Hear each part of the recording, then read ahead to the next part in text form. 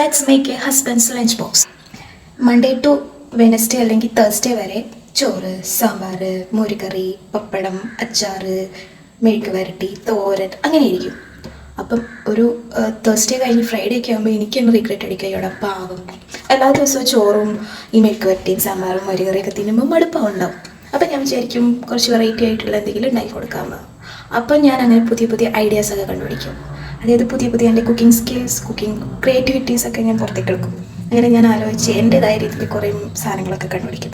On the സ്പോട്ടിലുണ്ടാവുന്ന items ആയിരിക്കും, പക്ഷെ അത് ഭയങ്കരമായിട്ട് ആൾക്ക് ഇഷ്ടമാവും. എന്നോട് പറയും, എടി അത് സൂപ്പറായിട്ടുണ്ട്, എനിക്ക് മതിയായിട്ടില്ല, ഭയങ്കര ഇഷ്ടമായി എന്ന് പറയും. സെക്കൻഡ് ടൈം ഉണ്ടാക്കാൻ പറയുമ്പോഴാണ് ഞാൻ പെടുന്നത്. എനിക്ക് തന്നെ ബോധ്യം ഉണ്ടാവില്ല ഞാനിതെങ്ങനെ ഉണ്ടാക്കിയിരിക്കണമെന്ന്.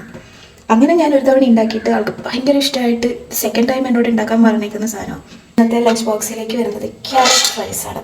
ഇത് സിമ്പിളാണ് ഉണ്ടാക്കാനായിട്ട്. പിള്ളേർക്കൊക്കെ സ്കൂളിലൊക്കെ കൊടുത്തുവിടാൻ, ലഞ്ച് ബോക്സിലൊക്കെ കൊടുത്തുവിടാൻ അടിപൊളിയാണ്.